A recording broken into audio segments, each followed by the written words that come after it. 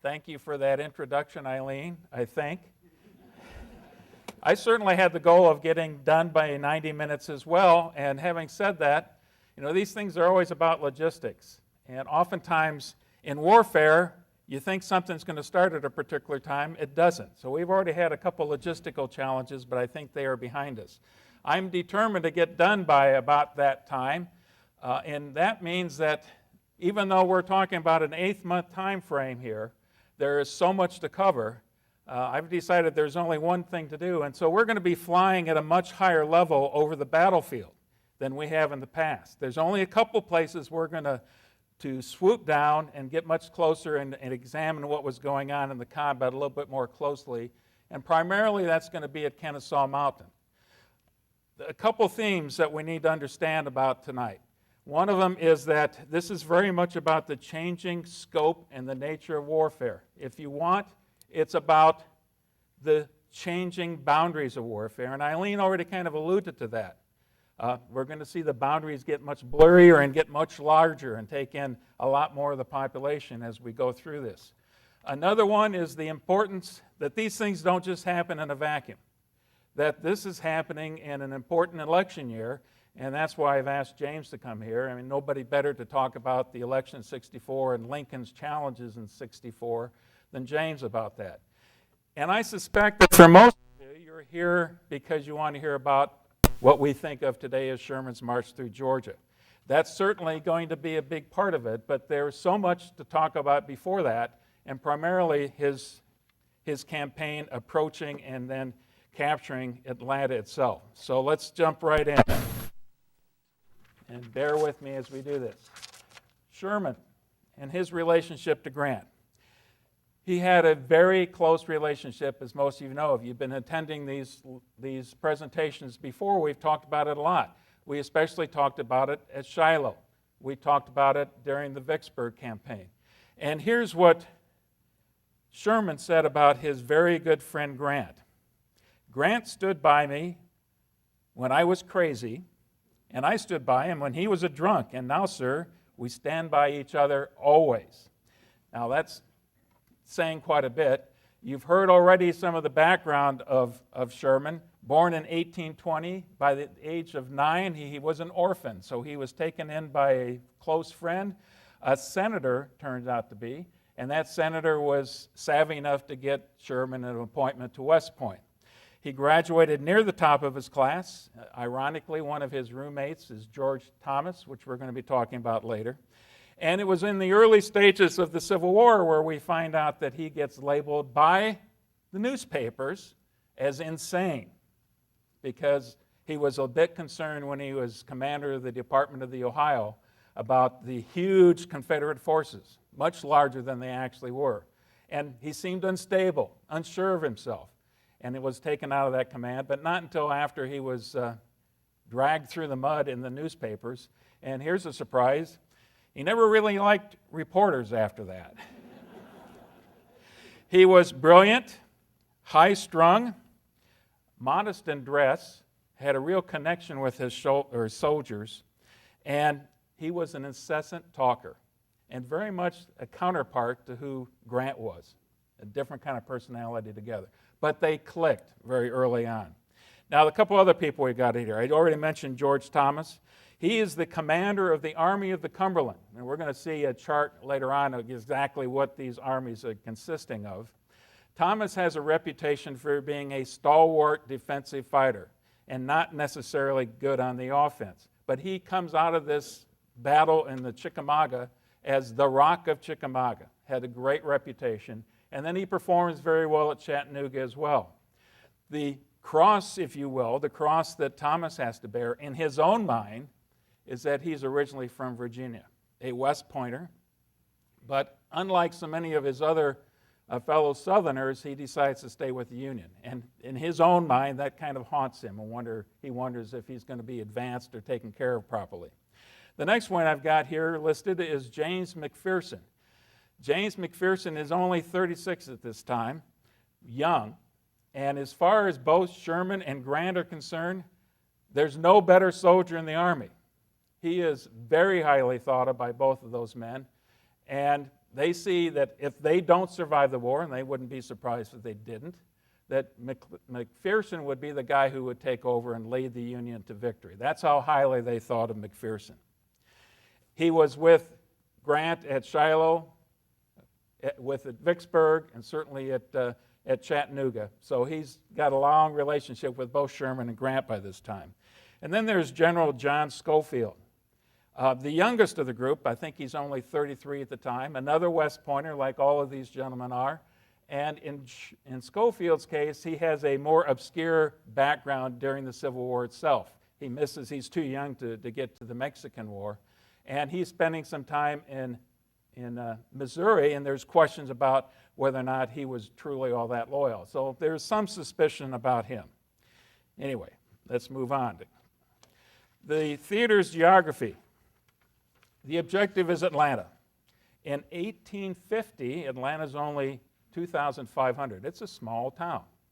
Even in those days, it's not a huge metropolis. It's a small town. But it also happens to be a place where railroads end up converging. And so by 1860, it's already grown to 8,000.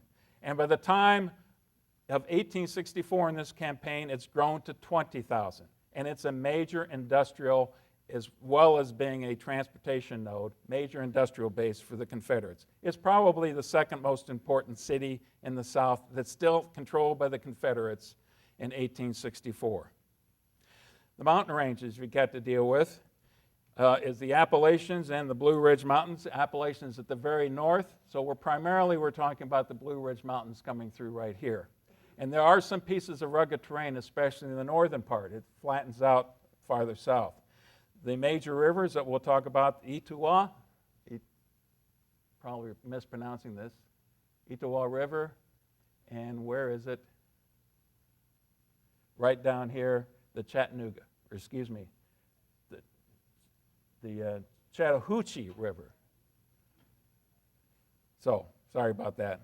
The thing to really focus in on, though, is the railroads going into Atlanta. And you can see 4 of them here. One goes up from Atlanta to Chattanooga. The second one over here goes all the way over to, let's go the opposite direction. This goes to Montgomery in Mobile, Alabama. In the south, you go to Macon and eventually to Savannah here. And then you've got one to Augusta and all the way to Charleston. So those are the 4 rail lines. That's why Atlanta is so important. Sherman's supply line is obviously this railroad. And here's the thing to remind you about the Civil War. Armies during the Civil War, especially massive armies like Hood and Johnston and Sherman are not going to get very far from these rail lines. They cannot support themselves in the long run. So that rail line is incredibly important to Sherman, goes back to Chattanooga, and eventually to Nashville, where Sherman's major bases of supply and support are. Okay, here's Sherman's army. We already mentioned the key people here.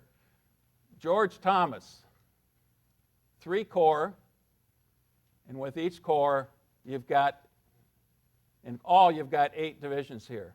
Thomas's corps is by far the largest of the corps that Sherman has under his command. Army of the Cumberland. That's the army that fought through Tennessee, fought at Chattanooga, fought at Chickamauga. The Army of the Tennessee, commanded by James McPherson, as I mentioned, had 6 divisions and 3 corps. Interesting personalities here. John A. Logan, we'll talk about him a lot. General Dodge from Iowa. Here you got John Palmer from Illinois as well. Joseph Hooker, there's a familiar name from previous discussions. The 3rd Army, the Army of the Ohio, that's the one that John Schofield has. The curious aspect of this is it's got just 1 corps. It's much, much smaller than the other 2 armies. And then here we've got the cavalry, 3 divisions, and then I've got Stoneman's division. That's actually part of Schofield's army. You might remember Stoneman from the Chancellorsville presentation. So you got interesting connections here. Hooker and Howard. Hooker blames Howard for his disaster at Chancellorsville, and he blames Stoneman for his disaster at Chancellorsville. So interesting collection of personalities. And there's a lot of personality conflicts involved with this. When you've got everybody in force, you've got something like 112,000 men, a large army, especially when you have to maintain that over these tenuous supply lines that Sherman has. Joseph Johnston and his generals. In it, an equally interesting group of people. Johnston. You'll recall that Johnston early on was the commander of the forces in Virginia until he was injured during the Peninsular Campaign, and it was only after that that Robert E. Lee took over, and essentially Robert E. Lee earned the support of Davis and the entire, or the respect of the entire Confederacy after that. So Johnston kind of bounced around. He went out to the Western Theater, did not perform too well in most people's minds during the Vicksburg campaign, but he's still there and he's highly respected. He's in his 60s, so he's one of the older people that we're going to be talking about here. He is also a West Point graduate, born in Virginia, and has a decent relationship with Davis. His corps commanders. Let me talk about one thing in particular here to begin with. William Hardee and Leonidas Polk both were mortal enemies of Braxton Bragg, who was commander at Chickamauga and then at Chattanooga. And they lobbied hard to get rid of Braxton Bragg early on. They undermined him in any way they possibly could. And that's why Joseph Johnston now is in command of the Army of Tennessee. Can be confusing. The Union has the Army of the Tennessee, as in the Tennessee River. This is the commander of the Army of Tennessee, as in the state of Tennessee. William Hardee. He is the author of Hardee's Tactics, the textbook that they all read north and south at the beginning of the war. He's well respected, but he has a history, a little bit of intrigue later on, and doesn't have a good relationship with the next gentleman, John B. Hood. John B. Hood, you remember, got his start in the Virginia theater, came to fame under the Texans, even though he's not from Texas originally, but he leads the Texas Brigade. That's where he initially gets his fame. He has his, get this straight, I think it's his left arm is injured seriously at Gettysburg, and so he no longer has use of his left arm. He loses his right leg at Chickamauga. So now he has the inglorious experience every time he goes into battle of having his men strap him to the horse so he can ride off to battle. He is incredibly aggressive and assertive and full of confidence. The third one is Leonidas Polk. Leonidas Polk, also a graduate of West Point, but shortly after he graduated from West Point, he decided that he wanted to be an Episcopal minister and eventually became a bishop in the Episcopal Church. At the beginning of the war, he comes back into the Confederacy, joins the Confederate Army, and quickly is elevated to fairly high command. He's very well respected among the other soldiers and the generals. His military prowess is a little bit suspect, but he's dependable. He's reliable in that respect. So here's the Army of the Tennessee, another look at it. Hardee's Corps, 4 divisions, the largest of the corps. Hood's Corps, 3 divisions, and then you've got Leonidas Polk with 3 divisions as well.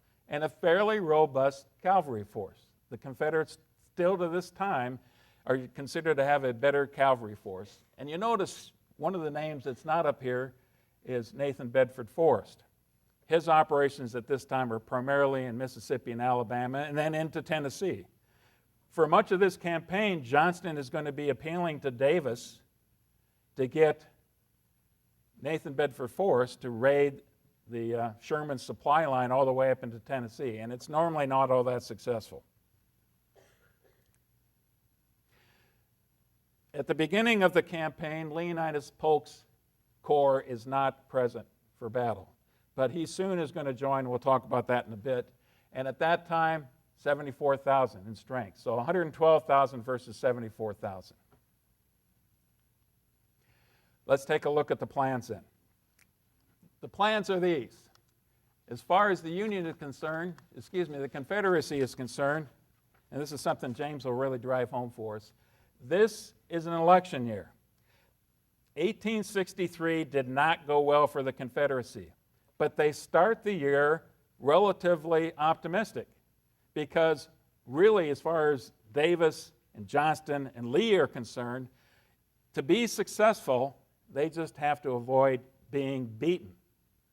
If they can punish the Union, cause lots of casualties, and avoid the capture of Atlanta and of Richmond, they've had a pretty good year and their chances in the election are good. Now you're thinking, well, none of these southern states have a voice in the election. They're banking on a victory by the Democratic Party, and they're banking on punishing the Union so much that the Democrats will come in on a peace platform, and that will solve their problems for them. They will be victorious. That's their plan, essentially to avoid defeat. Johnston is very much a defensive-minded commander, but what he knows he has to do is he's got a lot of space, about 100 and some miles between Chattanooga and Atlanta for maneuver. He finds the right spots where the Union Army would be divided, catch them on the flank, mass his army, and take on piecemeal the Union Army, and then that could be successful. But ultimately, all he has to do is prevent the capture of Atlanta. Sherman's plan is quite different. You've really got to talk about Grant and Sherman together. And early in 1864, this is after Grant has been appointed Supreme Commander for the entire Union Army and elevated to the rank of Lieutenant General, the only one in the Union Army. The two of them meet in Cincinnati and basically chart out their strategy. And it's pretty simple. Grant's going to push hard in Virginia and try to defeat Lee and eventually try to capture Richmond, but much more important for Grant is to crush Lee's forces in Virginia. And Sherman's going to do the same thing in the West. Now, there are other armies. In Grant's mind, they're all supposed to be on the offensive at the same time, but these are the two major forces, and they're very close. They're of the same mind on this. But Grant sees things a little differently, as I've already alluded to, than Sherman does. Sherman is going to rely much more on maneuver. Grant wanted to, but he's got a very cagey opponent in Lee, who always can seem to outmaneuver more quickly. Sherman is much more willing to rely on maneuver and much less willing to get into a slugfest, into major combat. It will happen. We're going to see a couple occasions here, but in general, Sherman wants to avoid major combat. He wants to minimize his casualties and maximize the maneuver that he can do. And he's much more interested in capturing Atlanta, once you really get down to the nub of it, than Grant is of capturing Richmond. So there's a difference in the two men's style. And here's one other comment about Sherman that we should make. And we're going to talk a lot more about this later on, but already by this time, he has started to develop a new concept of what warfare is really like. First of all, he blames the Confederacy for being in this in the first place. If they hadn't been traitors, this wouldn't be going on. And if that's the case, and that's the way he looks at it, here's how he views warfare, even early in the stages that we're talking about. War is cruelty. There is no use trying to reform it. The crueler it is, the sooner it will be over. And that's very much in his mind. If you make it painful, that's going to be that much quicker that they're going to be willing to surrender. That's going on in his mind.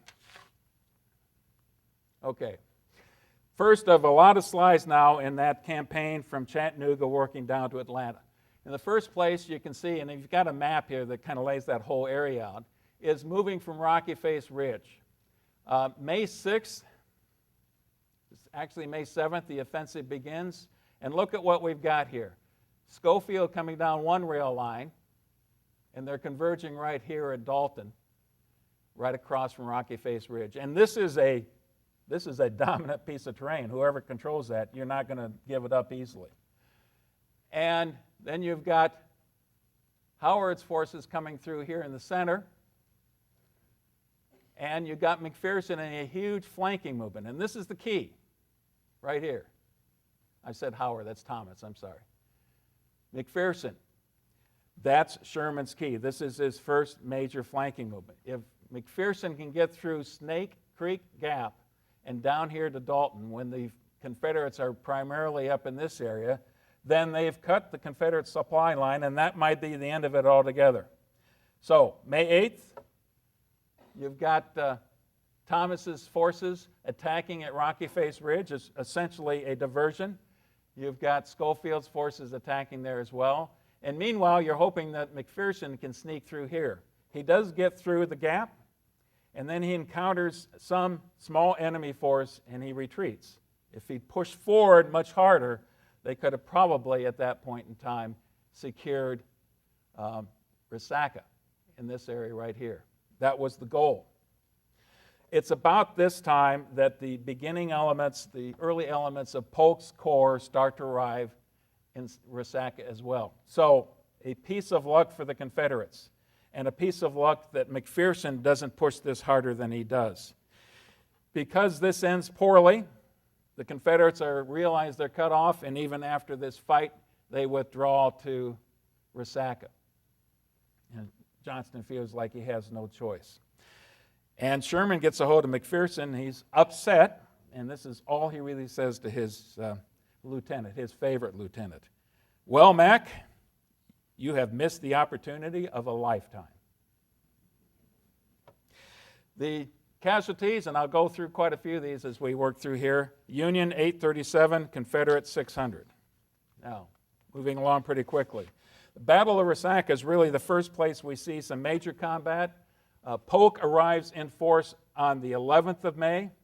As soon as he gets there, and while the rest of the Confederates are still north at Dalton, Hood comes down to Resaca and is baptized by Bishop Polk, and then goes back to combat. So a little sideline there. May 13th, Johnson withdraws his entire force to Resaca. Sherman's plan. It says right here to attack with 3 armies. That's what I have read. It didn't work out that way. He attacks by only a portion of his force, and they're all anchored on 2 rivers. So it's a pretty good defensive position. The Union is unable to break through. A bloody repulse. Hood actually attacks, counterattacks. His counterattack is fairly successful. Johnston sees that this might be a good opportunity to take advantage, orders another attack for the next day, but then he gets word that there's a small element under General Sweeney that has crossed the Ostalana River.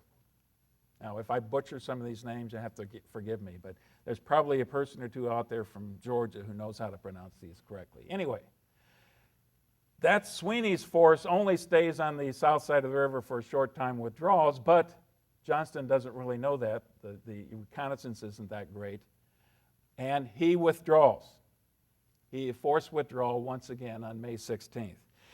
The casualties this time around, and I want you to catch the differences when Johnston's in command as when Hood takes command later on. Union casualties, 3,500. Rebel casualties at Resaca, 2,600. So very much in the favor of the Confederates. Although they've started with a much smaller number in the first place, that has to be Johnston's first priority, to preserve the Confederate Army. In his mind, that's probably more important than to preserve and protect Atlanta.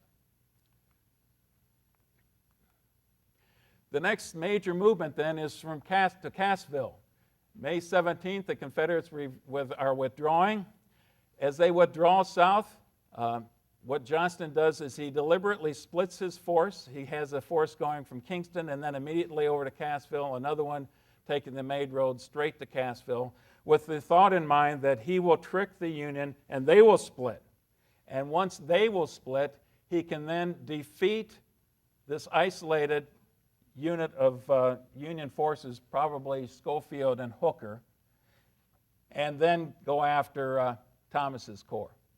Now, yet again, Sherman is going to outthink him and outmaneuver him in this respect, because he's got Schofield coming through here with Hooker's corps as well. He's got Thomas coming through here, just like Johnston had hoped. He's got McPherson coming down this road and then angling over. But the key here is one of McPherson's divisions under Jefferson Davis. Yes, Union Commander Jefferson Davis. One of his division is heading down to Rome and then further south. Yet again, Johnston is in danger of having his supply line cut, because as soon as this happens and Davis is uncontested, he gets over here and gets over behind the Confederate lines and cuts that rail line. So, Johnston is forced to withdraw once again. Sherman, now at Cassville, with the bulk of his force, decides to break free from the rail line. And this is an important step in Sherman's mind as well. He's been tied to the rail line up to this point. But he directs that he has his force hit open country, 20 days of supplies, 20 days of rations, normally have a few days less for forage for the animals you've got. But now you're going to risk it and go into open country.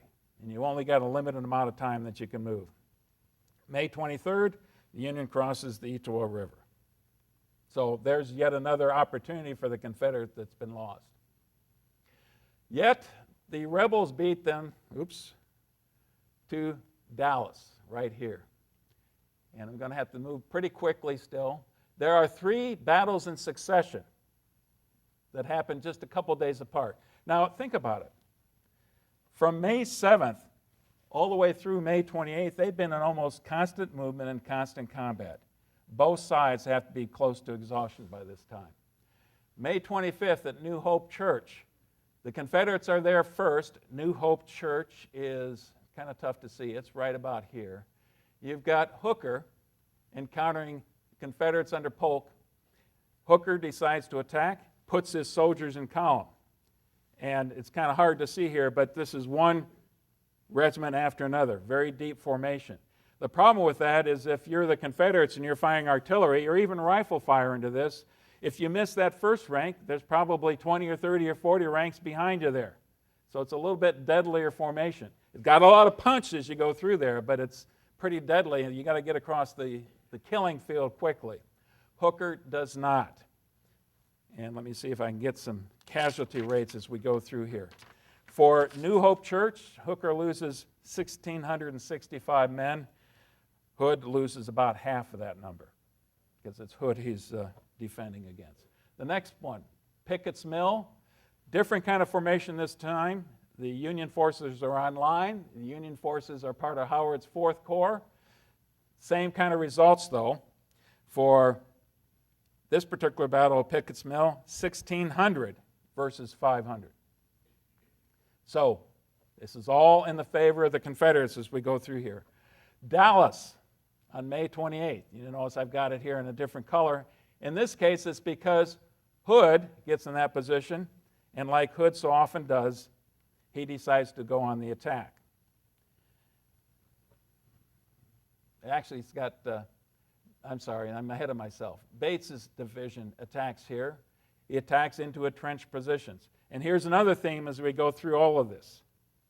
That we're attacked, when you give anybody, a soldier at this time of the war, any time to entrench at all, they will do it immediately. They might have been lazy in 1861 and 1862. By this time, they realize it's a life and death matter. And the longer they have to stay in some place, the more elaborate their defensive works get. And so they've been in position for a couple days. Bates's division is attacking an entrenched position. They attacked John A. Logan's 15th Corps. And very high casualties. Now, Logan is in threat. His corps is in threat of being overrun in portions of it. He rallies his troops. Damn your regiments, damn your officers, forward, and yell like hell. And they stop the attack. Casualties in this case. Logan and the Union, 2,400. Bates and the Confederate, 3,000. So this one is in favor of the Union, especially when you consider that the Union's got a lot more to lose. Kennesaw Mountain. Now, we said we wanted to spend a little bit more time on Kennesaw Mountain. I'm going to have to pick up the pace a little bit, though. And what we've got here is a 2-staged attack, or combat. And this is going to be over a longer period of time. June 4th, Johnston is withdrawing a fairly large perimeter. It's about right here, roughly right here. Digs into a 10-mile perimeter. Yankees now are back connected to the railroad like they wanted to be. June 14th, leaders at Pine Mountain. What does that refer to?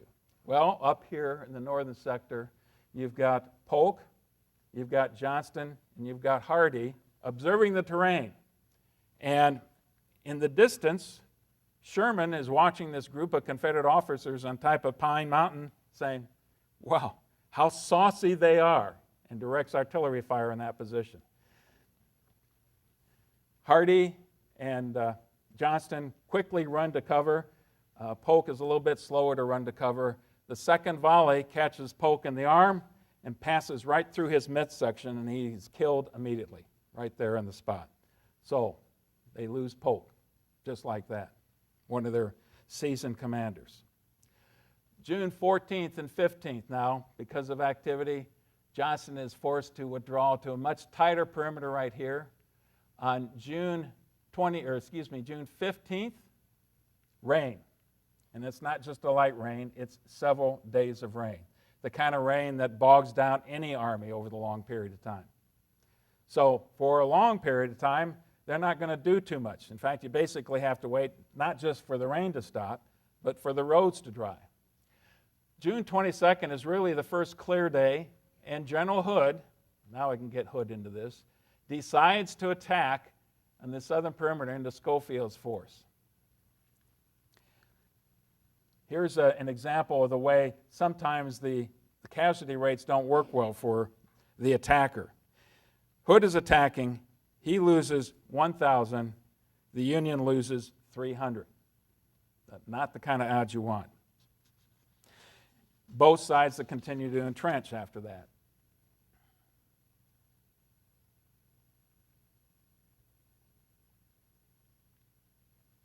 Okay, I've got to push the right button, I guess. Sherman's plan for the attack. What he plans to do, I'm going to show you on this, is attack throughout the entire front. Demonstrations up here, major attacks right here, major attacks right here. At this point in time, he doesn't feel like he has much option going south. The roads are too bad. So he's going to try this one time to really punch a hole through the center. And unfortunately, in neither case does it work well. You've got Logan's 15th Corps attacking right here. Starts with an artillery duel at 8 o'clock. Morgan Smith's division attacks. It ends up being a bloody combat like I've explained so many. You've got forces attacking up a hill. You've got entrenched position at the top. In between, as you're going up the hill, you've got abatis. These are trees with their sharpened branches. You've got all kinds of boulders, slippery boulders that you're dealing with.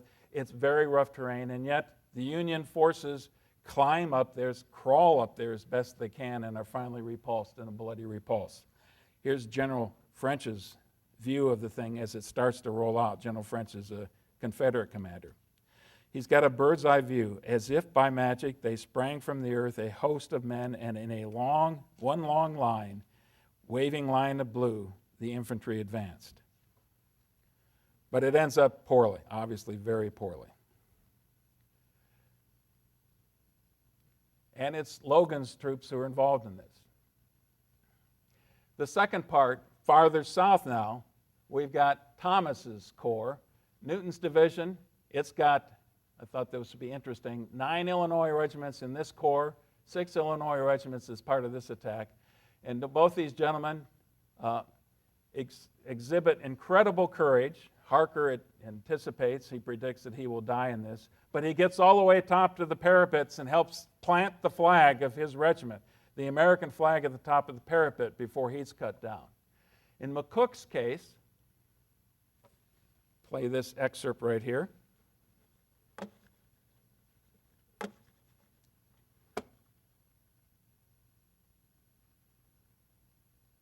Then out spoke bold Horatius, the captain of the gate. To every man upon this earth, death cometh soon or late. And how can man die better than facing fearful odds for the ashes of his fathers and the temples of his gods? He's quoting poetry. He's inspiring his men before the battle. And he also leads his troop forward, very conspicuous, very obvious, riding a horse as he's going up the hill, leading his forces forward. They also get very close before McCook is cut down. And in his troops' case, they stop. They're parked right below the parapets, just yards away from the Confederate positions, and they basically stay there for a day or two. There is a point in this battle where the Confederate commander of that particular portion of the line took a ramrod, put a piece of white cloth on top, took it up to the parapet, and offered a truce long enough so that both Union and Confederate could remove the dead and the wounded from the battlefield. And at the end of that little engagement, a Union officer presented a pair of dueling pistols to the Confederate commander, just as a note of respect, if you will. So you get these interesting notes of gallantry and chivalry through this incredibly bloody combat that they've got as well. In the case of Daniel McCook, he's one of the 17 McCooks who were part of the Union Army at that time, probably the most famous family that you've got. He's cut down, as I mentioned. And the casualty rates now, in this case, 3,000 Union, 750 Confederate. And that pretty much is the last time that a major assault of this scale Sherman's going to try. And Sherman, in fact, wants to do the same thing the next day, and Thomas gets a hold of him and he says, one or two more such assaults would use up this army. But he doesn't need to do that, because towards the end of this time frame, you see that Schofield has found a way across Ollie Creek, which is on the right flank of the southern portion of the Union lines. The roads are now dry enough, and once again, Johnston gets nervous, and he feels he has no choice but to withdraw his army. So I'm going to quickly move through this. Some changes of command now are in store. The first one, Leonidas Polk obviously has to be replaced, and he's going to be replaced by Major General Stewart, right down here. Stewart then has to be replaced. Major General Clayton takes his place. The next one, John B. Hood. Let me back up a little bit here and explain a couple things. By this time, we're getting close to Peachtree Creek. And July 10th, that's when Johnston feels like he has no choice but to withdraw from Kennesaw Mountain. Peachtree Creek is something like 10 or 15 miles from Atlanta. Davis and Braxton Bragg, who is now his chief of staff, are extremely nervous. They're thinking, Johnston's going to give away the whole story. He's going to hand over Atlanta rather than defend the city. We can't have this. Already by this time, General Hood has been sending messages covertly telling them that, Johnston just doesn't have the offensive spirit that he needs to have. So Braxton Bragg is sent out to check the army. He talks to Hood. He obviously talks to Johnston. He's not pleased by what Johnston tells him. They confer back and forth, and they ask Robert E. Lee what he thinks. And here's what Robert E. Lee tells him, because he knows Hood very well. It is a bad time to relieve the commander of an army situated as that of Tennessee. We may lose Atlanta and the army too. Hood is a bold fighter. I am doubtful as to his other qualities. Still, if necessary, it ought to be done. If Johnston abandons Atlanta, I suppose he will fall back on Augusta. This loses us Mississippi and communications to the trans-Mississippi. We had better therefore hazard that retain the country. Hood is a good fighter, very industrious in the battlefield, careless off, and I've had no opportunity of judging his actions when the whole responsibility rested upon him. I have a very high opinion of his gallantry, earnestness, and zeal. General Hardee has more experience in managing an army. May God give you wisdom to decide in this momentous matter. So Davis and Braxton Bragg decide it's time for Johnston to go and give Hood command, the ever-aggressive John B. Hood. He is replaced by General Cheatham. General Cheatham temporarily is replaced by General Maney. Later on, we're going to see that, Brown is replaced because there's an injured commander, that Stephen D. Lee is brought over from from Mississippi and Alabama. He is no relation to the rest of the Lee family that are in Virginia. but he also is an incredibly aggressive commander. So now you've got a completely new set of command. Let's see how Hood does with it. Peachtree Creek is really the first place that he's going to be tested. Sherman moves his army to the south, so he's going to envelop Atlanta from the north and the east. McPherson is well over here to the eastern side of Atlanta. That's the plan. And here's the opportunity Hood is looking for. Actually, it's practically the same plan that Johnston want to have, to isolate Thomas right here in the vicinity of Peachtree Creek and defeat him in detail. And that's the plan. He comes up with that. An aggressive attack. As so often is the case in Hood especially, he is incredibly ambitious and demanding of what he expects his troops to do. But he's got two corps. He's got Hardee's Corps and he's got Stewart's Corps now in command of that of Polk's old corps. And they attack here at Peachtree Creek. You can see that that does not turn out well. 1,900 Union casualties, 2,500 Confederate casualties. Here's the first test for Hood. Basically, the battle ends because he now hears that McPherson's coming in from the east side towards Atlanta, so he sends Cleburne's division over there. And after he breaks off from battle here, what he's going to do next is incredibly ambitious. He's going to move Hardee's Corps that has just been defeated at Peachtree Creek 15 miles through the city of Atlanta. Here's the eastern defenses. And then around the southern flank of McPherson's Corps and to catch them in the exposed flank. That's the theory. And to launch an attack at dawn. Very similar to Chancellorsville. They can catch them totally exposed. But as it turns out, McPherson, who is growing concerned about his left flank, moves General Dodge's corps, a couple of divisions down here, into those positions. So the attack is supposed to happen at dawn.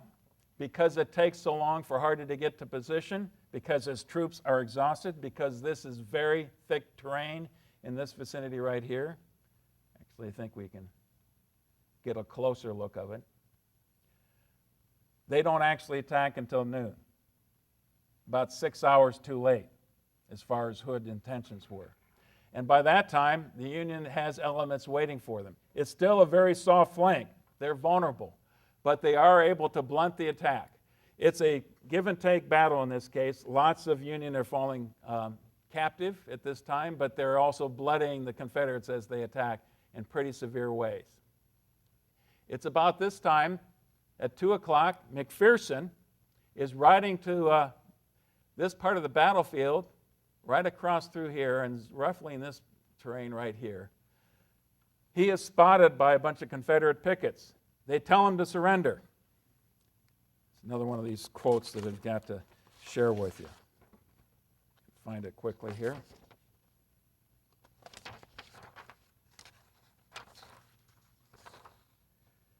He checked his horse. This is from one of the captains who has seen him on the battlefield. He checked his horse slightly, raised his hat as politely as if he was saluting a lady, wheeled his horse's head directly to the right, and dashed off to the rear in a full gallop. It's then that he's leaning forward, he's hit in the back, and the bullet passes right through his heart. And he's killed almost instantly. This is one of the main Army commanders, the ideal of what Grant and Sherman thought the commander was supposed to be. He's cut down. And one of the captains that the Confederates capture, a Union captain, he asks, well, who is this person? And his response is, sir, you have killed the best man in our army. That tells you a little bit how they felt about it. At that point in time, Logan takes command of the Army of the Tennessee. John A. Logan of Illinois. That's not the end of the day for the Confederates at all. It's about this time that Hood directs the attack of Cheatham's corps along this entire front of the Union. And it's a real tough fight.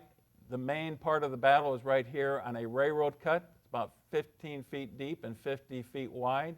You can see where a lot of the fighting occurred. Confederates get up in this building right here, and sharpshooters start taking shots at the Union forces. That becomes a nice target for the Union artillery. It's a bloody combat, both Sherman and Logan realize there's been a half-a-mile breach right here in the line that the Confederates have made. Both Sherman and Logan send reinforcements, and they finally blunt the attack. And what's the end result of all of that? 3,722 Union casualties. These are high numbers. That's a significant portion of the Union Army. 1,700 of them are captured and missing. That's the Union side. On the rebel side, 8,000. 8,000. Hood doesn't have that kind of numbers to really lose. So this is a huge defeat. They have little to show for it. Now, it's time for the Union to reorganize. I'll move through this quickly.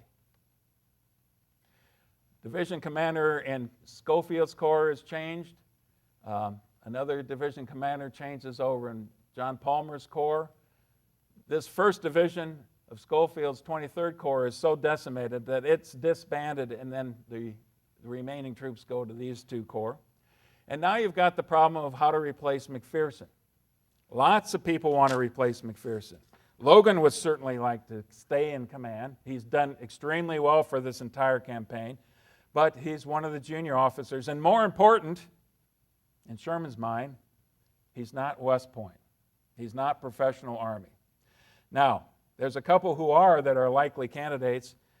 Oliver Howard is one of those right here, and Joseph Hooker.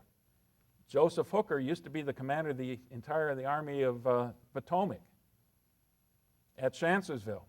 It didn't turn out well, and again, he blamed Howard and he blamed Stoneman for his failures there. Sherman didn't really think too highly of Hooker. He thought Howard was more reliable. Howard was also known as the Christian general, also another officer who had an amputated arm. A safe bet, not taking risk. And Sherman picked Howard to replace McPherson. So that's what you've got. Howard has to be replaced by Stanley. Stanley is backed up there. And now you've got problems with Hooker. Hooker gets upset. He should have been the commander. He had date of rank. He quits. He resigns. And Slocum eventually is going to take over. Actually, Alpheus Williams takes over for a short period of time until Slocum can get there. One other officer, a couple other officers we need to look at. Sweeney gets into a fist fight, if you will, with his Corps Commander Dodge, and he is relieved after that. And finally, John Palmer. This is a little bit ahead of the schedule here, but John Palmer leaves in the middle of a combat action because he is upset over something that occurs in Utoy Station that we're going to talk about in just a bit. And Jeff Davison takes over Corps command there. Anyway, Ezra Church and beyond. The next stage. Already, Hood has been defeated decisively at 2 locations. Ezra Church is the same kind of an experience.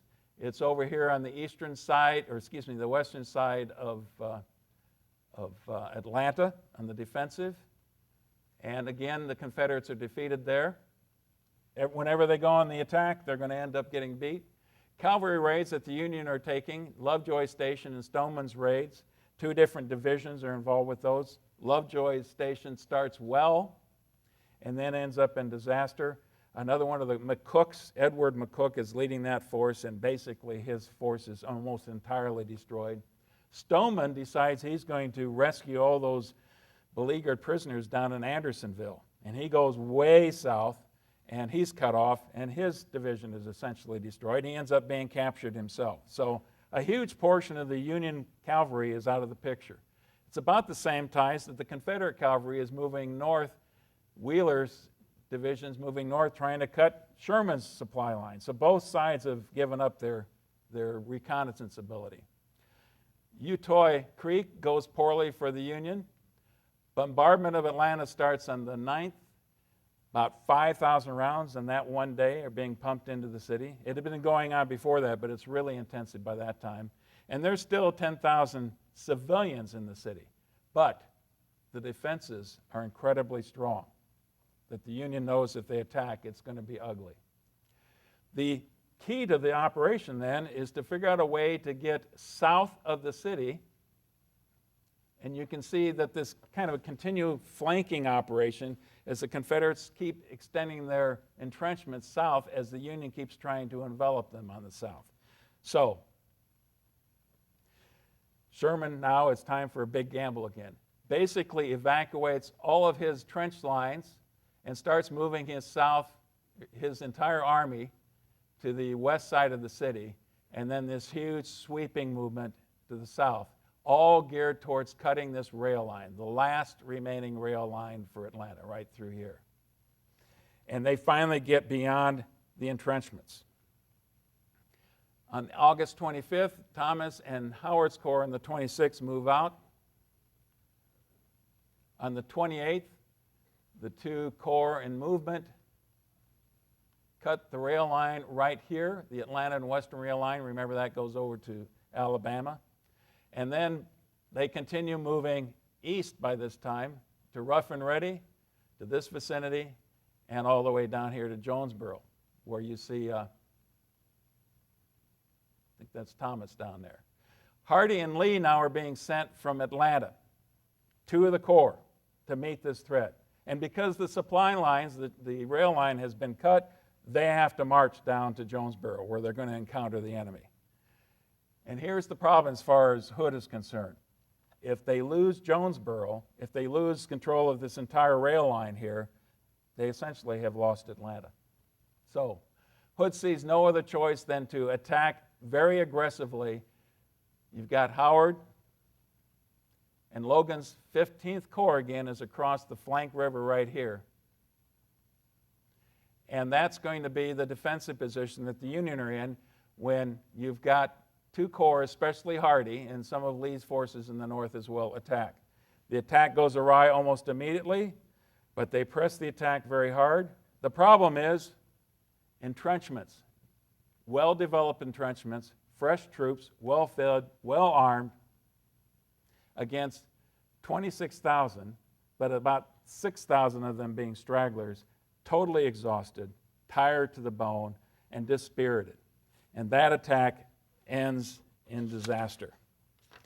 And it's worthy to check the numbers on this one in particular and get to it quickly. 172 Union losses, perhaps up to 2,200 Confederate losses. That's August 31st.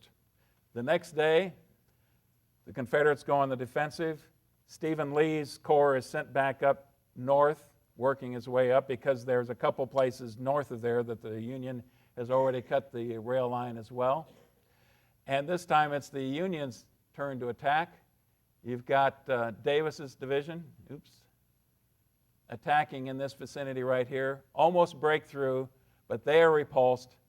Still, Hardee doesn't have much choice. He withdraws his corps to the south. And Sherman basically lets him do it. Sherman could have closed the gap here again. And for whatever reason, he didn't push hard in the first day of this on August 31st. He could have pushed some more forces down rather than have them busy tearing up rail lines.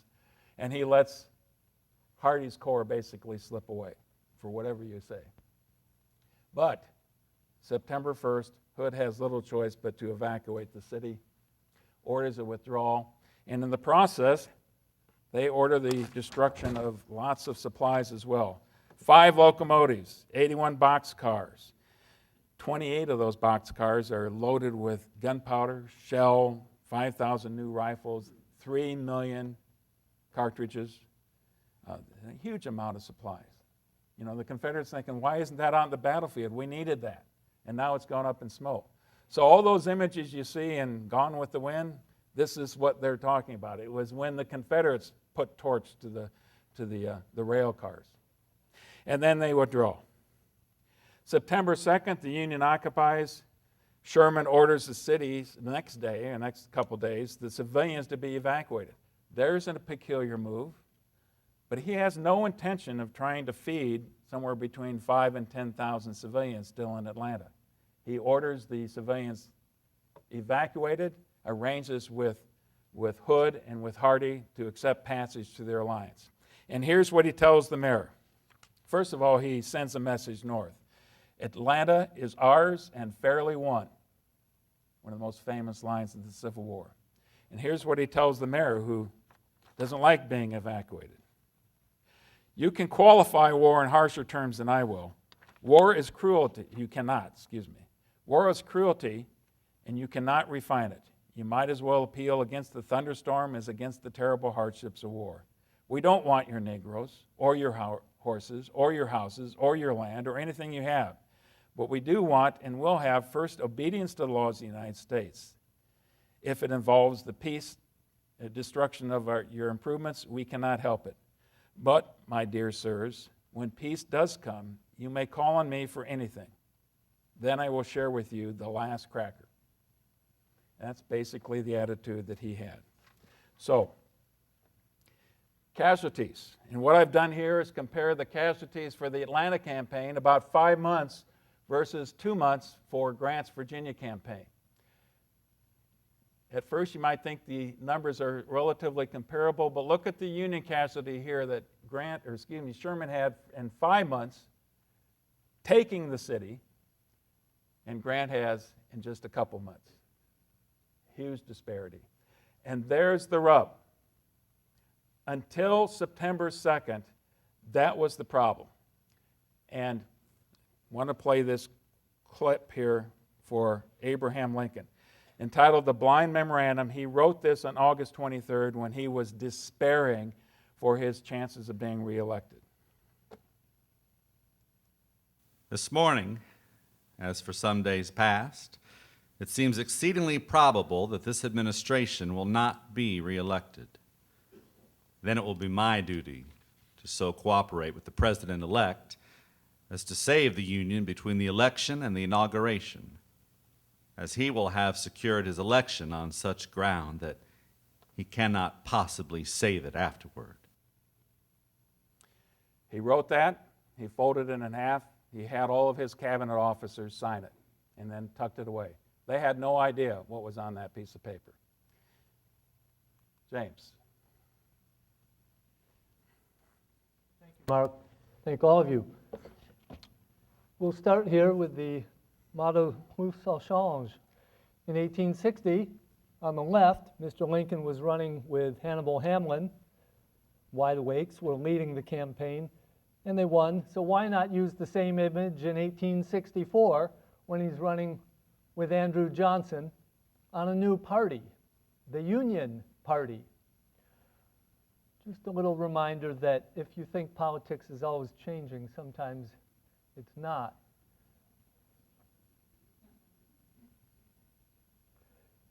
At the upper left, you see evidence that in the 1864 campaign, women did have influence, even if not the ballot. This Union lady, and I apologize for the bad art and the bad reproduction, this Union lady peers through field glasses at General McClellan, Lincoln's Democratic opponent that fall, and his compromise plan with the rebels. And she finds that the compromise plan will mainly benefit, panel 3 at the bottom, those who like to whip their slaves as a military necessity.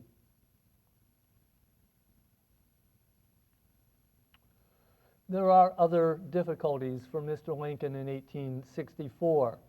The French-Canadian newspaper that you see here is simply a symbol of the ongoing problem that Confederate agents working from Canada, not just from Quebec, but also from Ontario, were aiding elements, including those who raided into St. Albans, Vermont in 1864, robbed a bank, took some money, and caused people to have to look north rather than looking toward Virginia and toward Georgia all summer.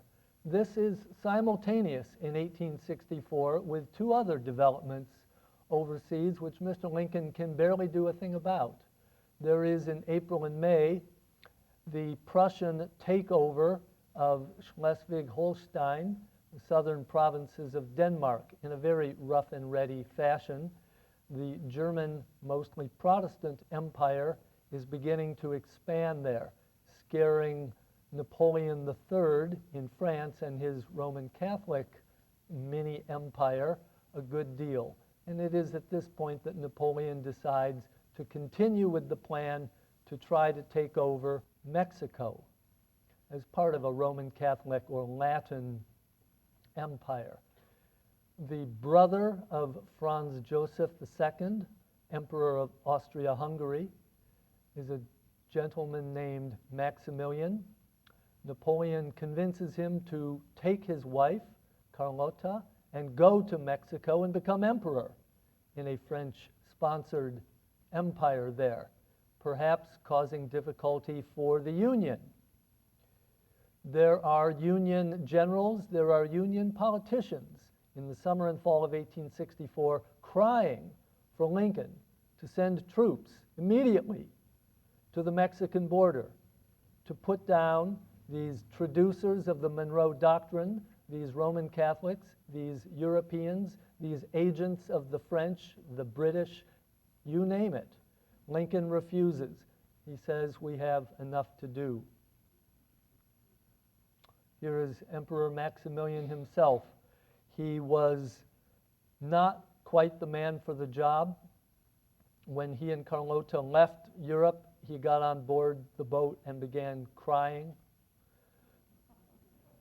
They arrived in Mexico on May 28th, 1864, just days before the Republican convention had renominated Mr. Lincoln again. He was always in a minority. It was church and conservative elements in Mexico who wanted him there. Benito Juarez's army of Republicans were more numerous, but militarily disorganized, rather chaotic. They were being pushed northward, but the short story there, you see by his dates that within, it was actually a bit less than 3 years, Emperor Maximilian was captured and executed by the anti-monarchists of Mexico, putting an end, at least in that form, to America's worries in Mexico at the time.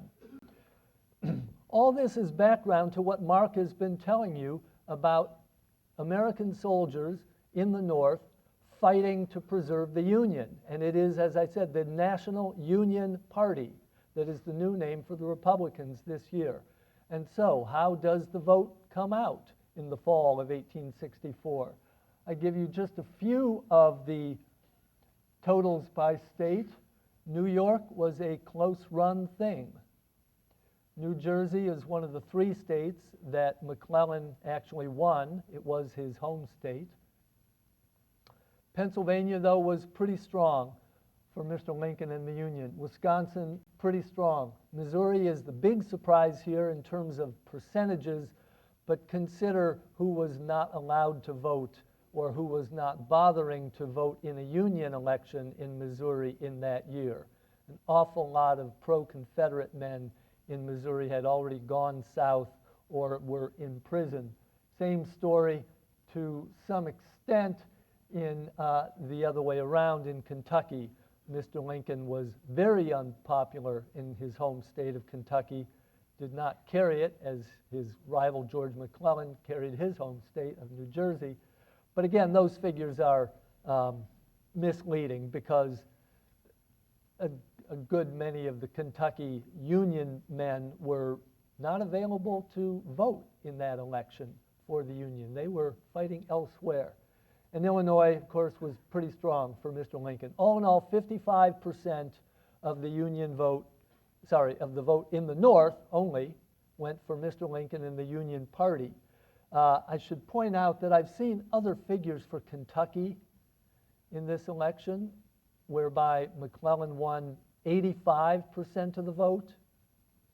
So let's think of these figures as official rather than real.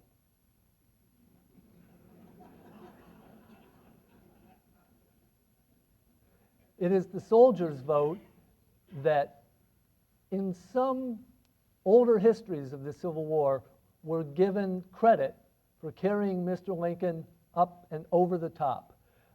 It proves not to be true. It seems pretty certain that Lincoln would have won the election anyway, even without the soldier vote. But it's worth pointing out here, again, you see these big disparities, 78%. And this is only in those few states where the soldier vote was counted separate from the civilian vote. Some soldiers had to go back home to vote. They weren't allowed to vote in the field. And this was a complication for Mr. Lincoln. He worked with his generals to try to get men leave to go home and vote. But it wasn't always possible. It wasn't necessary in some states. It was in others. So we think, in general, probably it was maybe as much as 85–90% of soldiers fighting for the Union did vote for Lincoln, but we'll never know for sure. Some were never counted.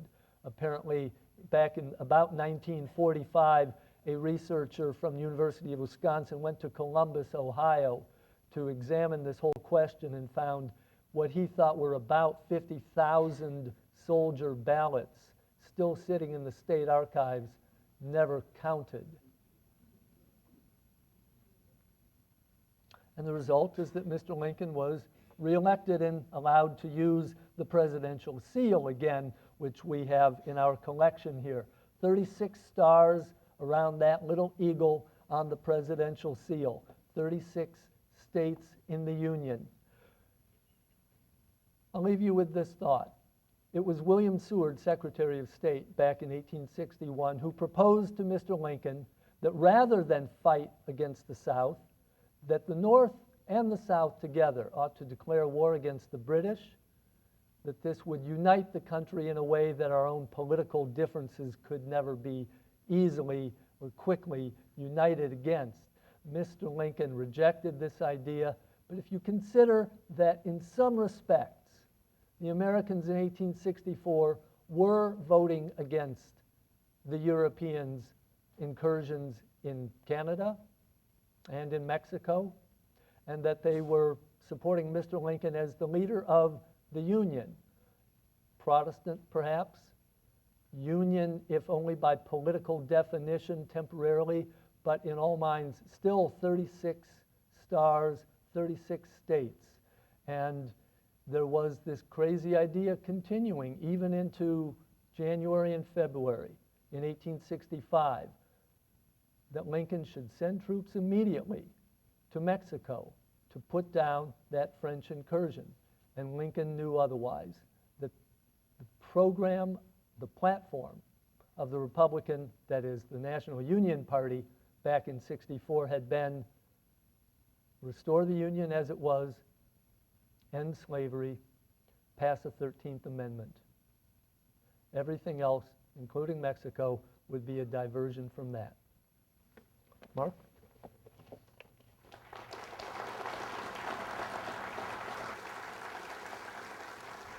Thank you, James.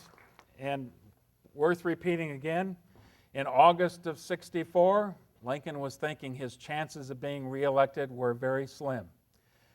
When Sherman delivered Atlanta, as far as he was concerned, in most conventional wisdom in the North, everything had changed, and it looked like they would be victorious in the election. Now, after the collapse of Atlanta, what does Hood do? He decides to take the fight to the north and move along the same rail line, the one that they had fought all the way down, and head north.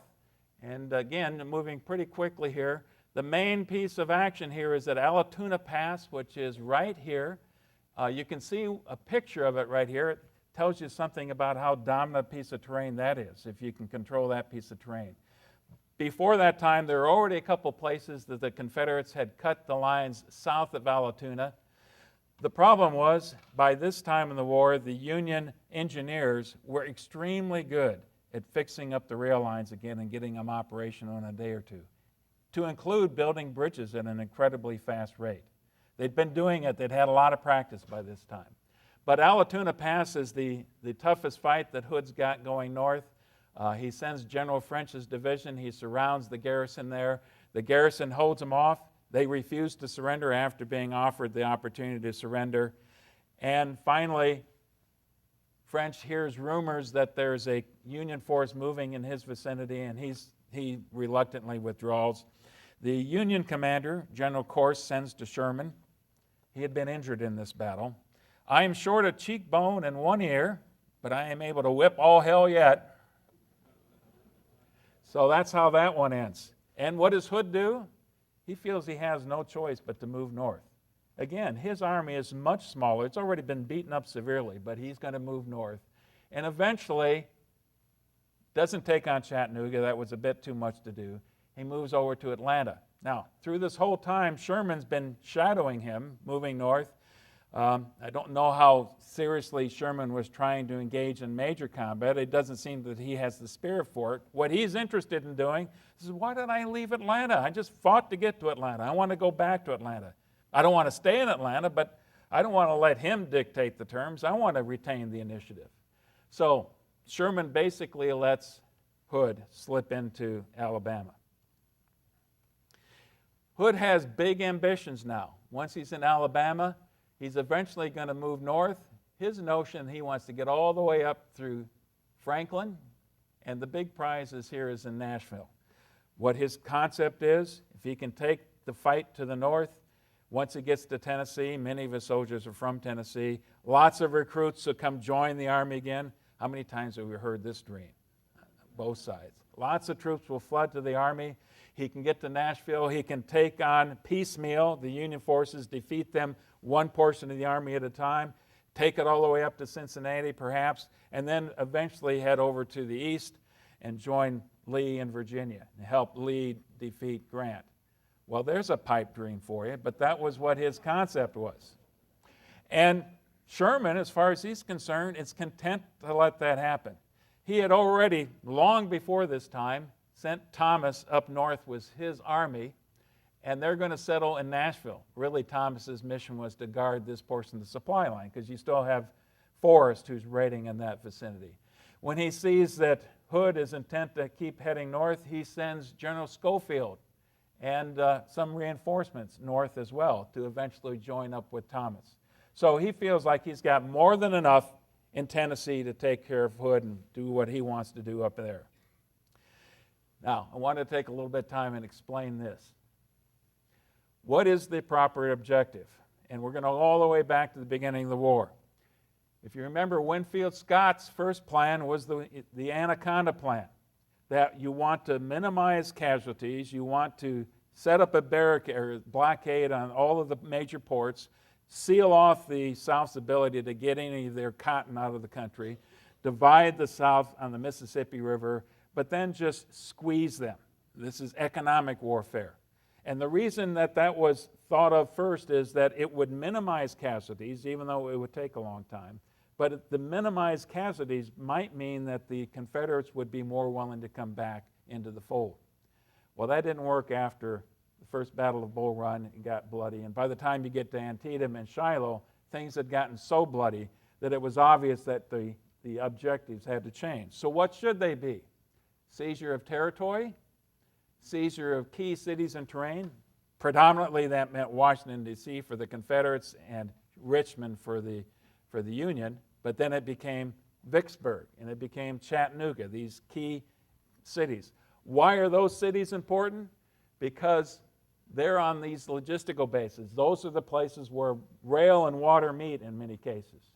And it's important. You realize you can't supply your armies unless you control these major rivers and you control the rail lines. So increasingly, you see the enemy's logistical base, their manufacturing base, their harbors and port cities, the rail centers is the place where you ought to take the fight. Now, there always is the discussion about shouldn't it be the enemy's army? Classic Napoleonic strategy would say that's the real objective.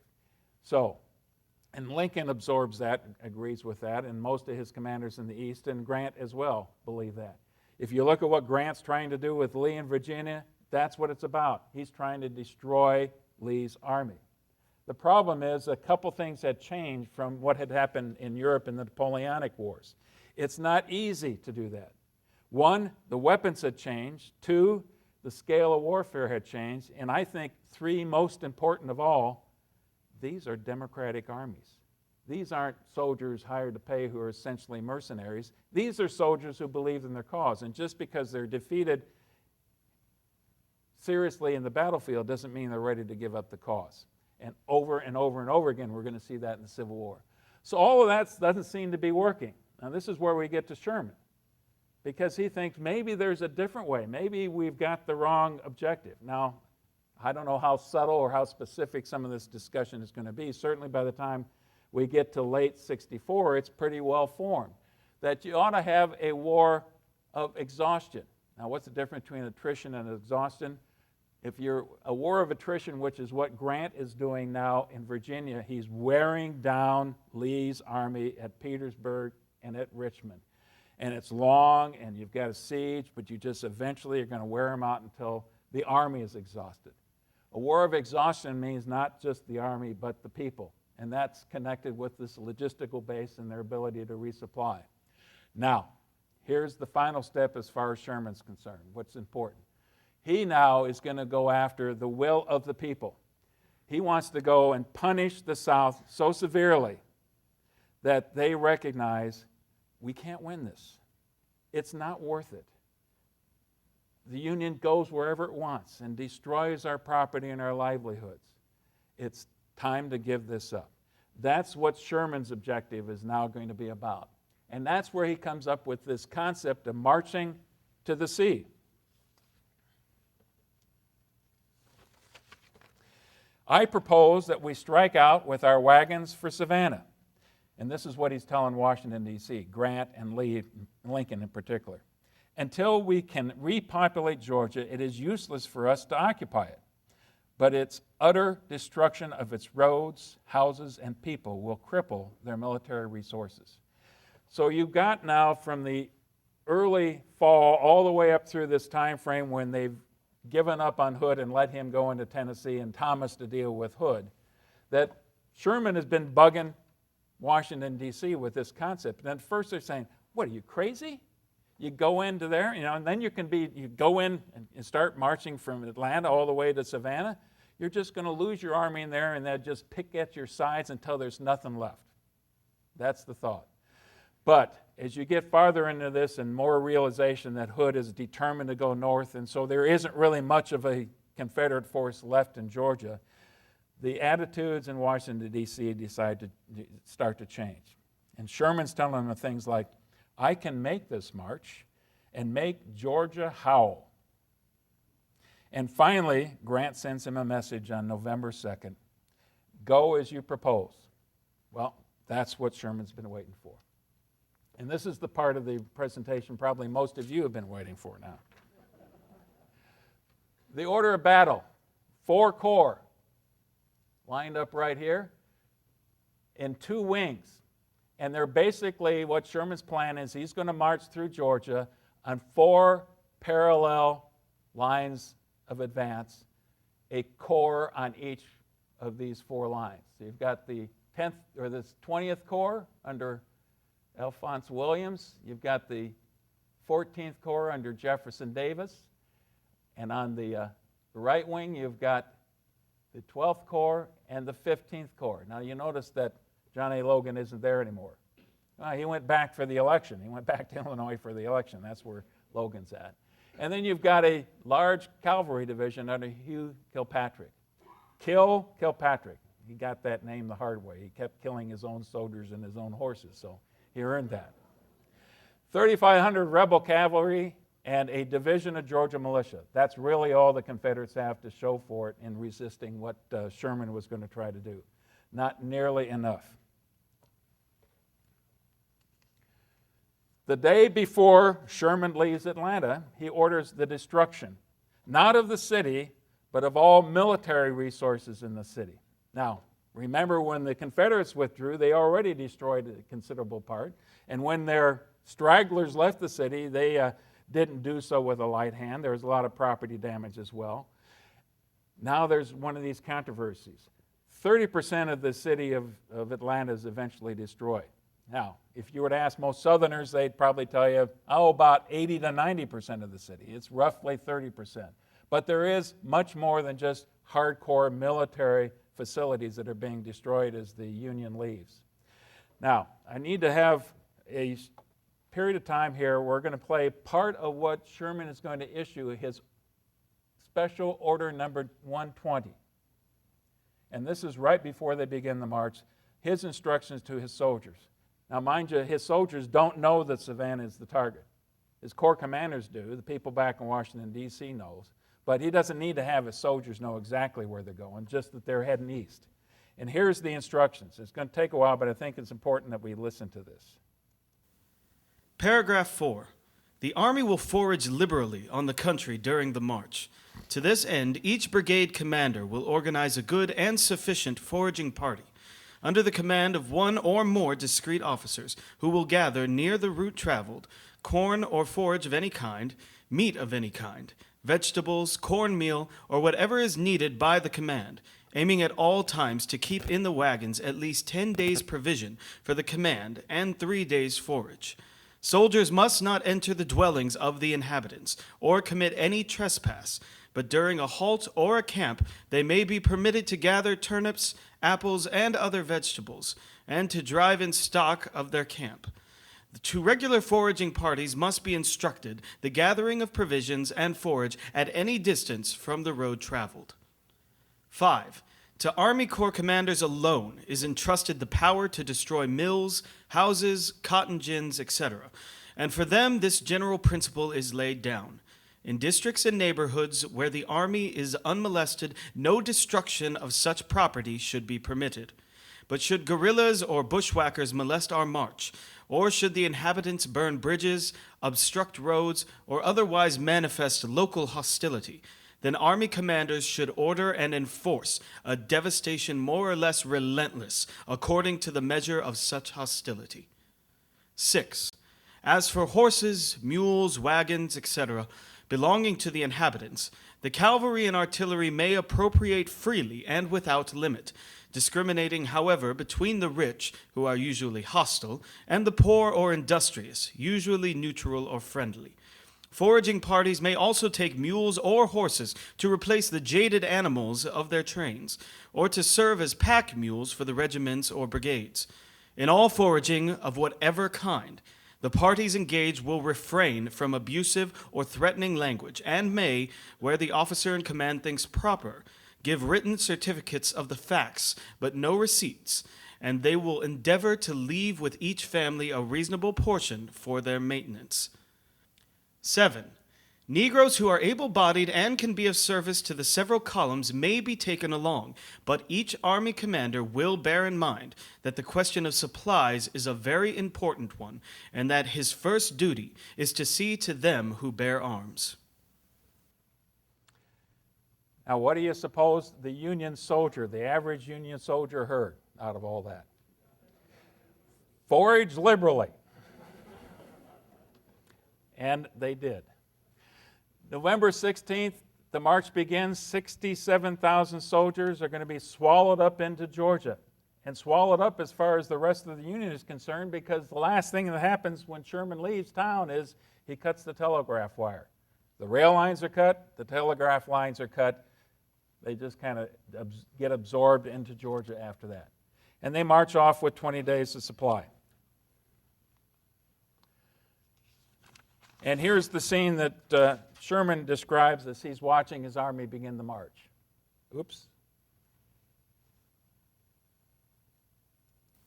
We rode out of Atlanta by the Decatur Road, filled by the marching troops and wagons of the 14th Corps, and reaching the hill, just outside of the old rebel works, we naturally paused to look back upon the scenes of our past battles. We stood upon the very ground whereon was fought the bloody battle of July 22nd, and could see the corpse of Wood where McPherson fell. Behind us lay Atlanta, smoldering and in ruins, the black smoke rising high in air and hanging like a pall over the ruined city. Away off in the distance, on the McDonough Road, was the rear of Howard's column, the gun barrels glistening in the sun, the white-topped wagons stretching away to the south, and right before us the 14th Corps, marching steadily and rapidly, with a cheery look and swinging pace that made light of the 1,000 miles that lay between us and Richmond. Some band by accident struck up the anthem of John Brown's Soul Goes Marching On. The men caught up the strain, and never before or since have I heard the chorus of glory, glory, hallelujah, done with more spirit or in better harmony of time and place. It's always struck me how much these soldiers loved their music and loved their song, and here's a great example of it right here. The order of march, and I failed to mention beforehand, before Sherman did this, he sent all of his weak, lame, lazy, stragglers, everybody who he didn't think were going to be able to make the march, his commanders didn't think could hold up to the rigors of this extended march. They got sent north. So here's 65 of the most robust young men, a huge number of Illinois regiments, something like 50, and very young. In most cases, these were young kids.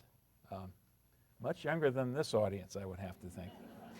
The line of march, it's started by cavalry in each one of these columns, then pioneers, and many of the pioneers by this side are blacks who are recruited as they go along the way, but they come in very handy to corduroy roads or to build bridges or things like this. Then a regiment of infantry to deal with any resistance, then a main force of infantry marching four abreast, regiment after regiment, marching four abreast down these roads.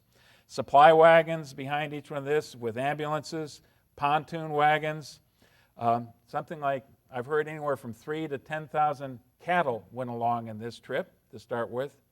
And then the rear guard, and behind that a cavalry or infantry screen. And over time, as they are marching through the breadbasket of Georgia, they're collecting lots of freed slaves. Some of the slaves, some of the young men who are in good shape, are incorporated into the columns, but most of the women and children, the older men, if they're following along behind all of this. Destruction of the railroad, that's what this picture right here illustrates. This is what you would call a Sherman necktie. And what would happen is a group of soldiers would get their bayonets or ramrods or clubs or something like that and wedge themselves underneath the rail lines and pry up those rail lines until they can just kind of roll a huge section of it over. And once they had it off the bed, they would take the ties and stack up the ties, just like you see right here, and huge fire, lay the rails right on top of that until they became red hot. And once they were red hot on the center, cool enough on the side, then they'd grab those rails and twist it around a tree or a branch or anything they had.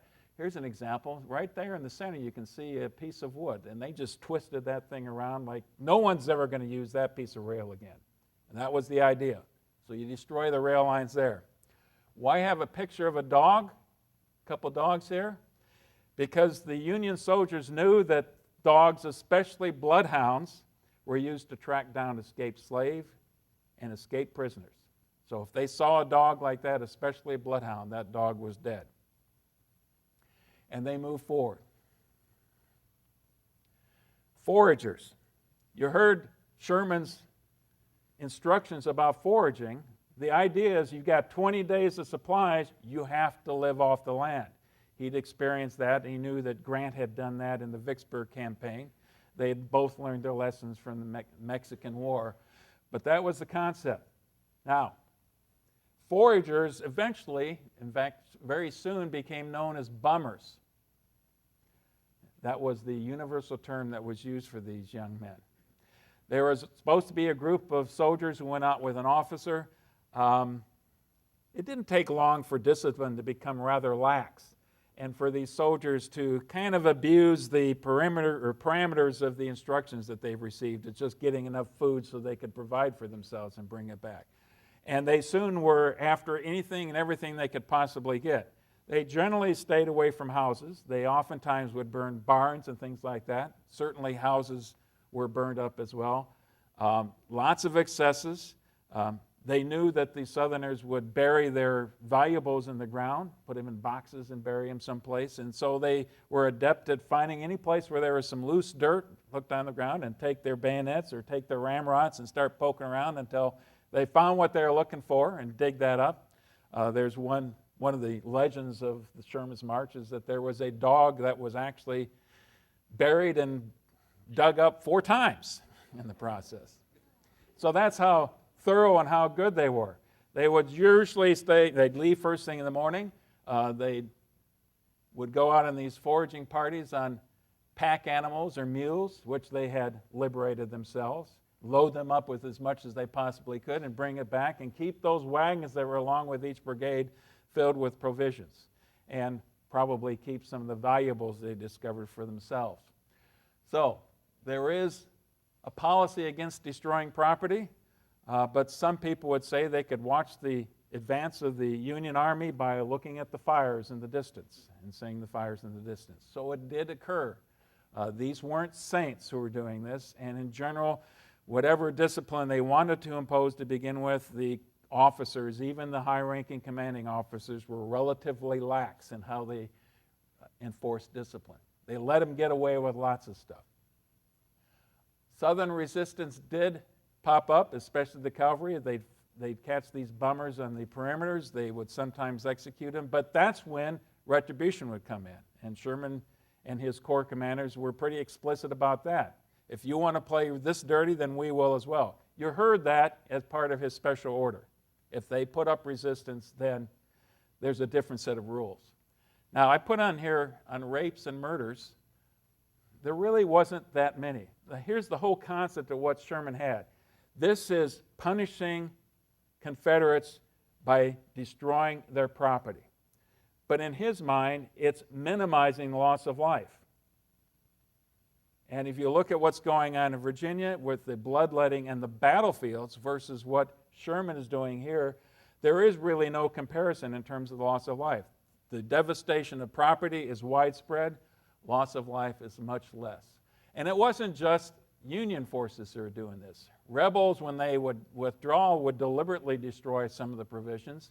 There were certainly lots of Southerners who were deserters, who were plaguing the countryside as well, marauders, if you will. The freed slaves, if nothing else, they would be more than happy to say, oh, it's over here. It's over here. That's where they've got it buried. And Wheeler's cavalry could also impose their own kind of punishment on Southerners. So it's a bloody, or excuse me, I should say, it's a painful situation for Southerners all along. It's something that Georgians remember to this day, as we all know. Now, what's going on with Hood moving north? Very quickly, the Battle of Franklin. Finally, by November 29th, he is closing in on Franklin, and he misses his best opportunity.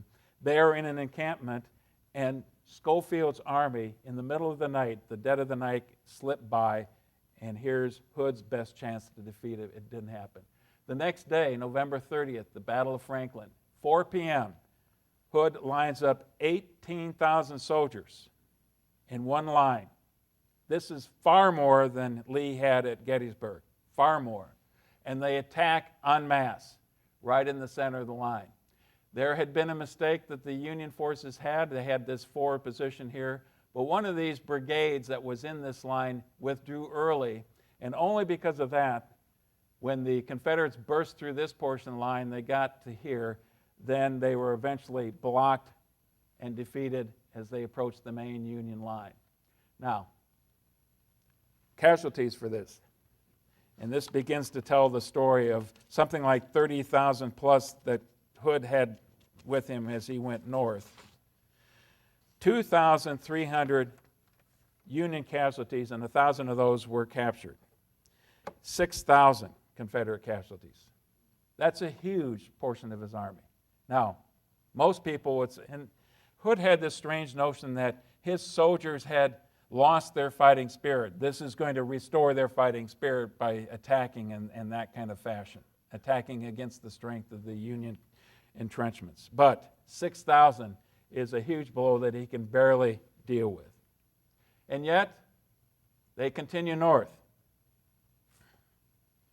They continue north to Nashville, and same kind of a situation.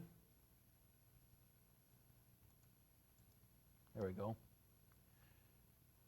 He closes in and actually encircles as best as he can Nashville on December 2nd, but you can see it's not even close. You know, the Union lines are something like 10 miles. He can only manage about 4 miles. And then Thomas waits. He needs cavalry. He needs new mounts. So he sends Wilson, his cavalry commander, out to get any kind of horse that he can possibly find. And meanwhile, Thomas is being pestered by Grant and Lincoln in Washington, D.C. Will you do something? This is the perfect opportunity. Hood is seriously beat up. Go after him now. You can destroy him now. And Thompson is biding his time until, as far as he's concerned, he knows that when he engages in combat, it's not just going to be he can beat Hood, that he can destroy Hood's army. Well, December 7th, Grant gets fed up. He orders Thomas to attack immediately. December 8th, an ice storm hits. And at that point in time, for the next few days, the Confederates are absolutely miserable. Most of them, if they have shoes, it's shoes that are dilapidated and practically fallen off. Careworn clothing, maybe one blanket. They're freezing. They dig holes just to cuddle up together and try to stay warm until the thaw occurs. And that happens about the 14th or 15th. December 13th, Grant is still so fed up with Thomas that he sends John A. Logan to relieve Thomas in his command. But before Logan gets there, Thomas attacks, totally envelops the left part of the Confederate line, and does what he intended to do, crushes Hood's army. 3,061 Union casualties, another 6,000 Confederate casualties, and there really isn't much of the Confederate army left. And now Hood's withdrawing, and in serious pursuit is Thomas and his troops. So here is a case, about the only case you can find, other than perhaps Vicksburg, where there's an absolute surrender, where there is an entire Confederate army that's essentially taken off the ledger.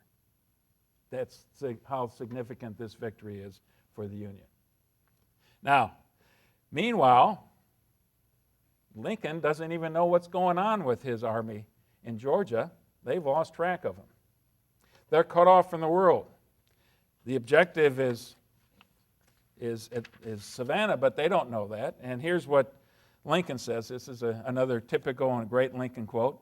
"We know the hole where Sherman went in, but we don't know the hole where Sherman will come out." Pretty much it. Torpedoes. Just a very quick comment here. Another wrinkle in warfare. The Confederates start planting mines in the roads, and after a young officer, a Union officer, loses a foot stepping on one of these mines, Sherman is outraged. Now this is an interesting twist. This is inhumane. This is uncivilized. And so the thing to do is to have Confederate prisoners march in front of the Union. So they'd be the ones who have to step on the landmines. That was his approach, and it kind of stopped the problem after that. The Battle of Griswold is really the only main battle that occurred, and that's a division of Confederate militia, Georgia militia, against Union regulars, entrenched and dug in, and you can imagine how that battle turned out as well. It was ugly. And yet, we still have lots of liberated slaves who keep following the army as they begin to approach Savannah. Now, the problem with these last few miles as they approach Savannah, this is scrub pine. This is rice country, very marshy, if there is any kind of farmland at all. It's not the kind of land they've been marching through in the rest of Georgia. They can't sustain their army in this area, and their supplies start to run out as they get closer and closer to Savannah. It becomes a severe problem. In fact, it's such a severe problem that the order goes out that all of the ex-slaves that are following behind, we have to leave them behind. So there's a river crossing that Jefferson Davis, in this case, makes at Ebenezer Creek. And the last thing that happens after the army marches across this makeshift bridge is they cut the bridge loose and it starts to float down the river. And on the other side of the river are 6,000 some former slaves who are absolutely desperate because Wheeler's cavalry is quickly approaching. They are so desperate that many of them jump into the river, scores of them are drowned, and an ugly scene, one of the worst moments of this entire march is that incident at Ebenezer Creek. And that's something that both sides remember to this day. That tells you how desperate the ex-slaves were, that they would not end up being enslaved again.